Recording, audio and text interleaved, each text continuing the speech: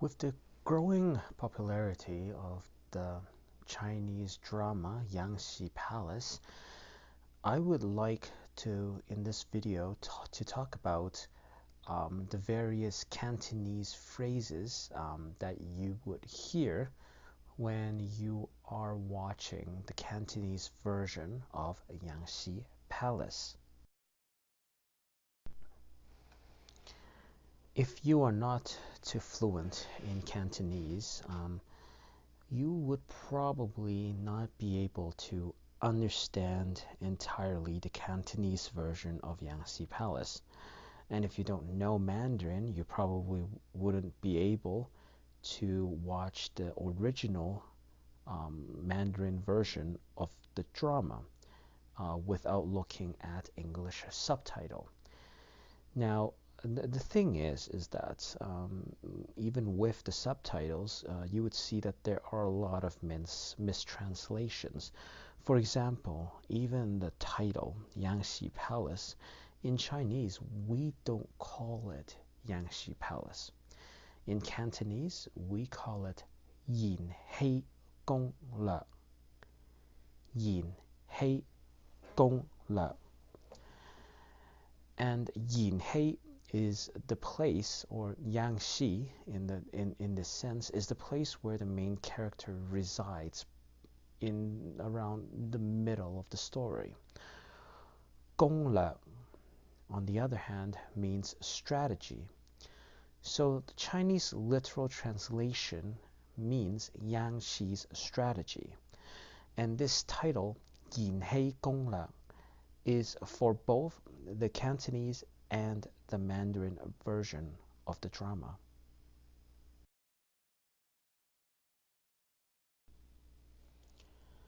Now, let's look at our main heroine, the main character of Yanxi Palace.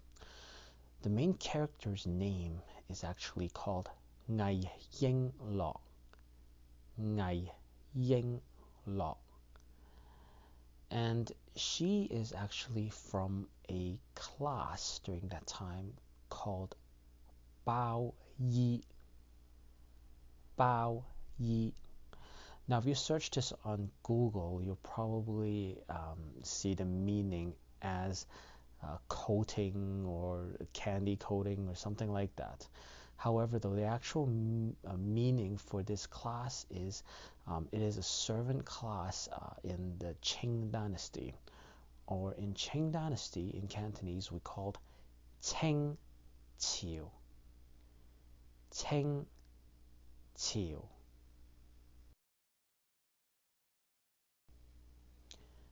Now let's go over the history of which the drama Yanxi Palace is situated in.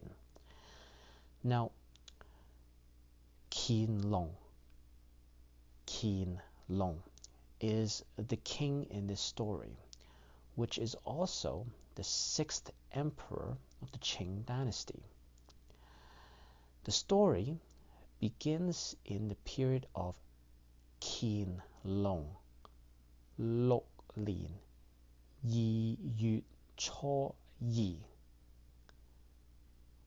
or March 18th, 1741. Now, let's go back to this date that I just said. For those who are familiar with how to say dates in Cantonese, you would probably be really confused and why none of the numbers actually are the same as the English version, March 18th. Now let's start with the first 4 characters from the left-hand side. Qianlong, Lok, Lin. Now, you notice that Qianlong is the king in the story, the 6th emperor of the Qing dynasty. Now, Lok Lin means the 6th year of which Qianlong became the emperor. Now, Yi Yu Cho Yi, the next 4 characters in that date, actually means the 6th year of Qianlong, the 2nd month and the 2nd day. So Yi Yu means the 2nd month, and 初一 is second day. So it's February 2nd of the 6th year that Qin Long became the emperor of the Qing dynasty. Now, as you can see, the date, the English date, you would see it actually began in March 18th, 1741. Now, how does that make sense? Well, the thing is that in China, we've always followed the lunar calendar. So that's why you would see the dates being different. Now, why is this date important for the drama is because this is when the main character, Ngai Yinglo, went into the Forbidden City as a servant to investigate her sister's death. Thus began the whole story of Yanxi Palace. Now, speaking of Forbidden City is situated in Beijing, and Forbidden City in Cantonese is called Ji Gam Seng. Ji Gam Seng. And the Forbidden City is where almost all the story is taking place.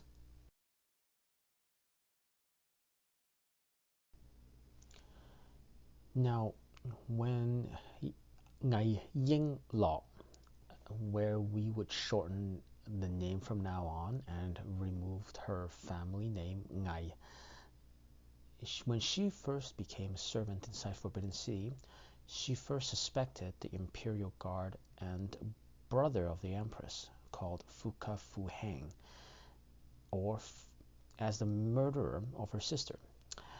And I'm not going to, just so you know, I'm not going to go over the Cantonese names of every single character in this story, just because it's really not helpful for you to learn the language. So bear with me there.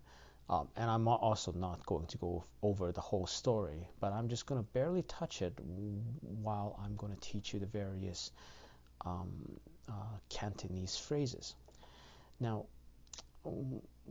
once she's back to the story, once she suspected that he might be the one who killed her sister, she worked hard into getting transferred to the Empress's palace to work as a maid to further into the investigation, because this person is very close to the Empress, because he is her brother after all. Now let's talk about the two vocabulary that I'm going to mention. So the word empress in Cantonese is called Wang Hao. Wang Hao.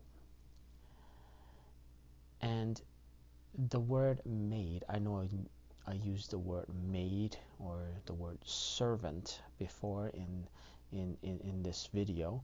However, though, in Cantonese, or even in the Mandarin version, they instead use the word gong lu, which actually means any woman who works inside the palace or inside the Forbidden City. Now, back to the story. When she became the maid to the Empress, or gong lu to the Empress is very kind to her, because overall she's a very kind-hearted person, and she teaches Ying Lo, our main heroine, how to read and write, as well as teaching her the etiquette and manners to be a proper noble.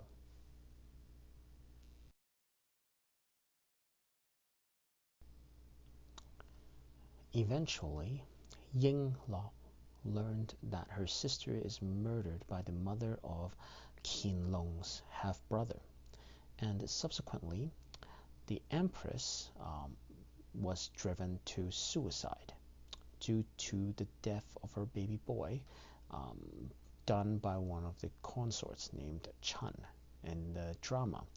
Now, the word suicide in Cantonese is called ji sa.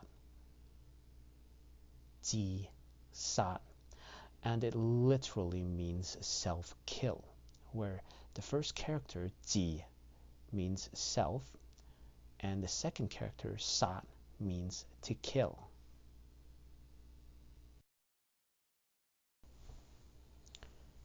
Now, after the empress's death, Yingluck is sent to guard the empress's grave in the summer palace. Now, grave in Cantonese is called fan mo. Fan mo. One day, Yingluck finally found out of who is behind the empress's suicide and decides to avenge her. Now, the word avenge, let's go back to that. In Cantonese, avenge her, we actually would say it as help him or her avenge, or help him or her to gain revenge. Now, to say that in Cantonese, we would say 幫佢報仇，幫佢報仇. The word 幫 means to help. The second character, 佢, means him or her. It's not gender specific. And the last two characters, 報仇, means revenge or avenge.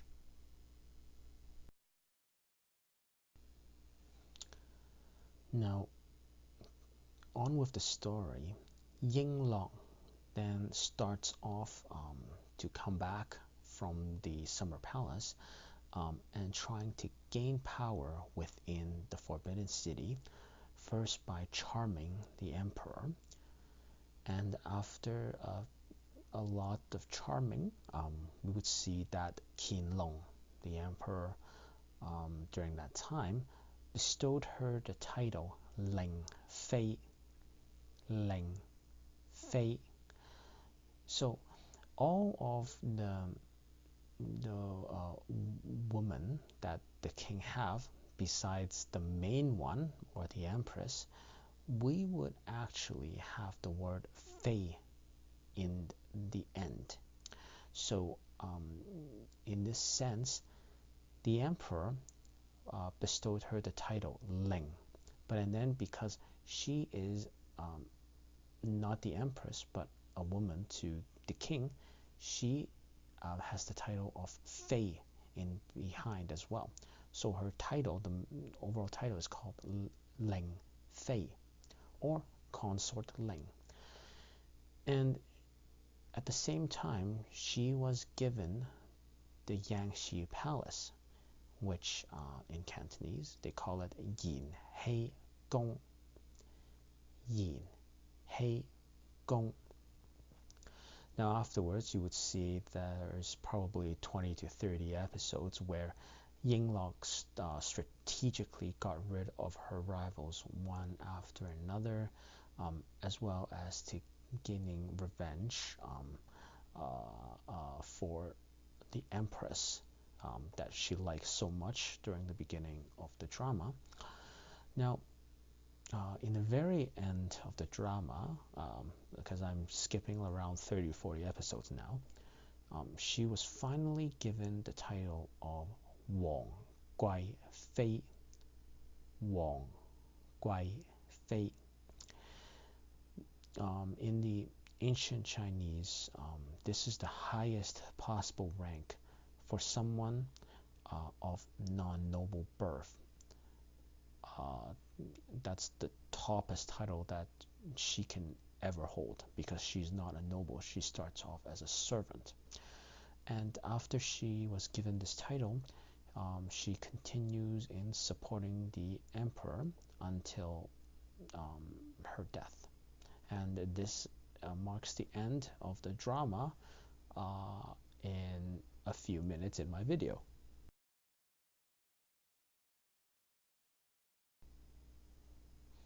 Now, I hope you like watching this video and that you learn some Cantonese on the way. If you really like to watch Yanxi Palace, there's You could probably see it in television or see it in streaming sites.